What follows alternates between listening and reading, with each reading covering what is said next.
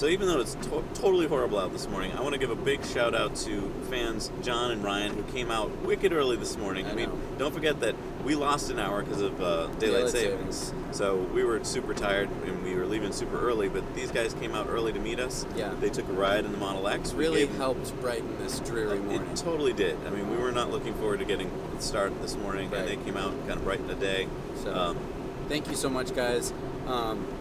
John has a YouTube channel. Yeah. You should check it out. We'll put it in the links down below. Yeah, lots of cool tech review. He does unboxings. He does software reviews and software gameplay. Gameplay, let's play. What's that game that he's been telling us about? Playing Astroneer, which I've played. It's a good game.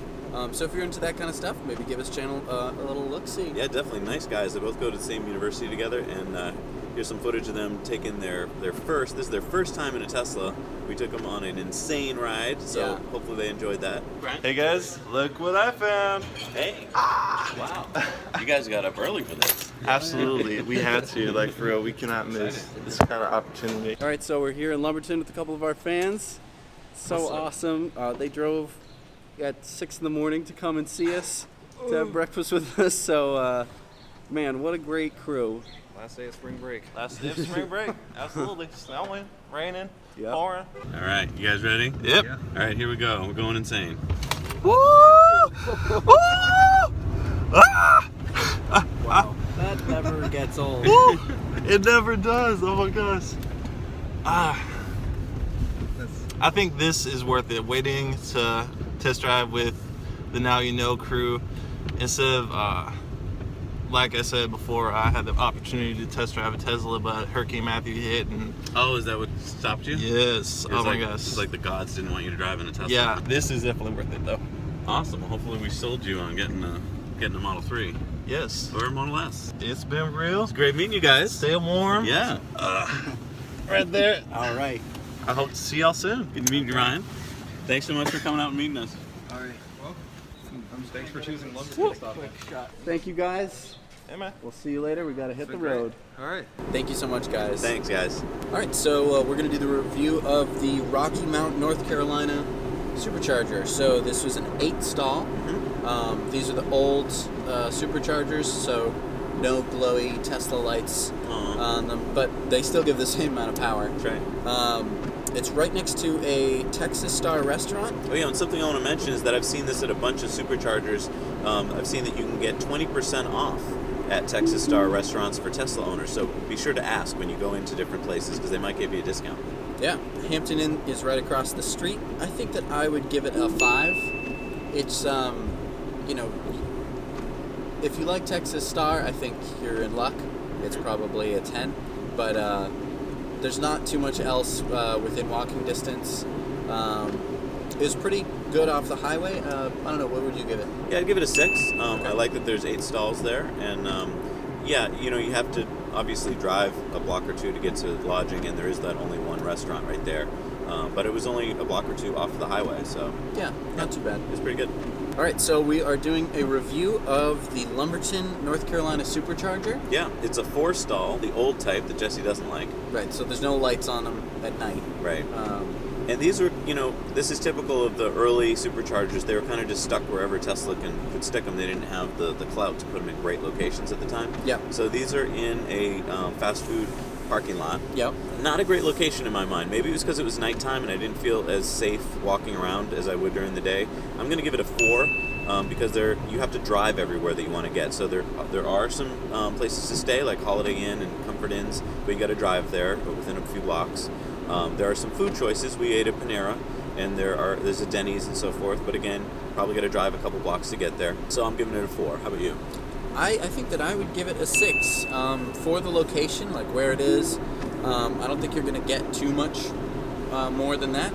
There's lodging, there's food. There was a Panera that we got to eat at. Yep.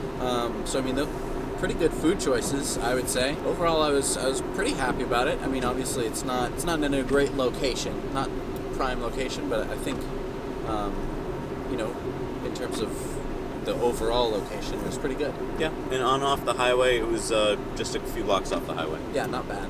All right, so we were planning on stopping at south of the border to get some footage, but it is so bad out right now. It's so snowy and gross out. We can't stop. Yeah, sorry, south of the border. We're not going to be able to make it. It's too snowy out. Ugh. So for a while there, Sparky was allowing us to go into auto steer, but these conditions are so bad that I think we're going to take it manual, just because, I mean, we can barely see the lines. You know, we don't want to risk anything. So also, something that we noticed is that there's a buildup of snow on the front of the car, and that blocks the ultrasonic sensors, and so that prevents us from going into auto steer, but every once in a while the snow will fall off and Sparky will let us do auto steer again.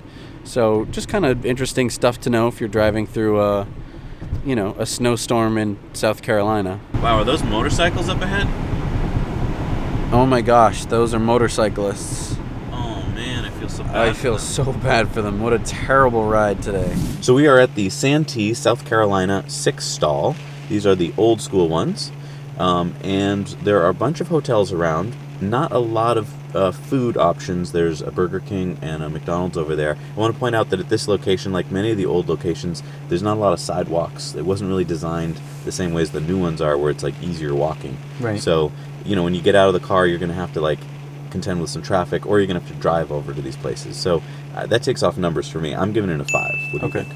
I think I'd give it a 7. I think you're not going to find too many places around here that are going to be what you're talking about. I'm talking about good food.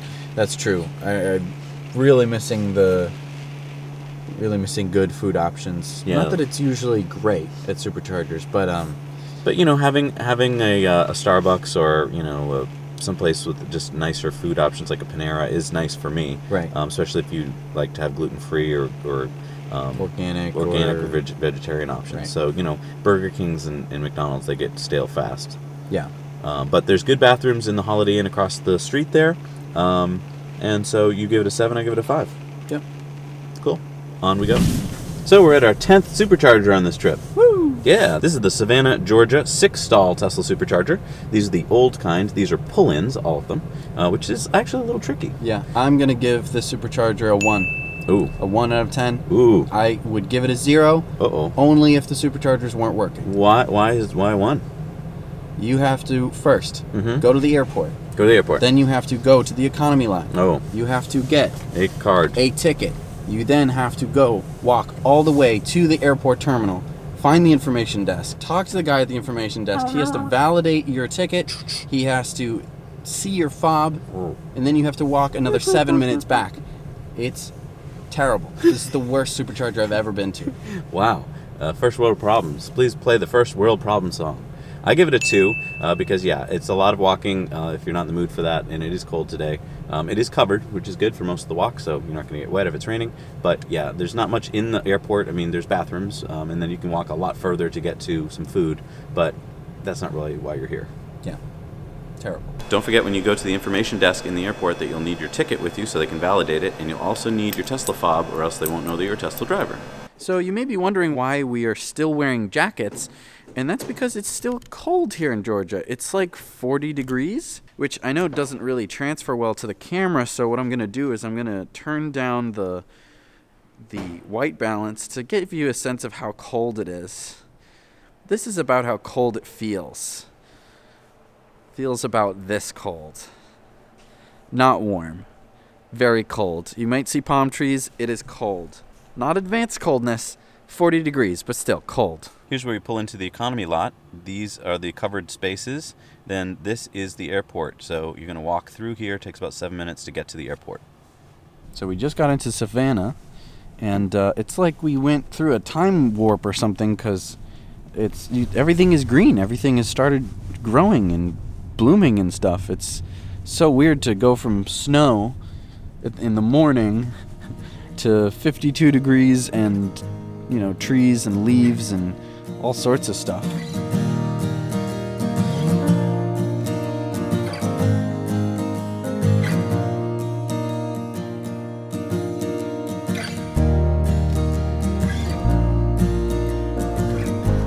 So we're in the park now, across from our hotel. Jesse is going to try and get a drone shot. There's a little bit of wind, but nothing too bad, and it's nice and quiet. So we'll see what he can get.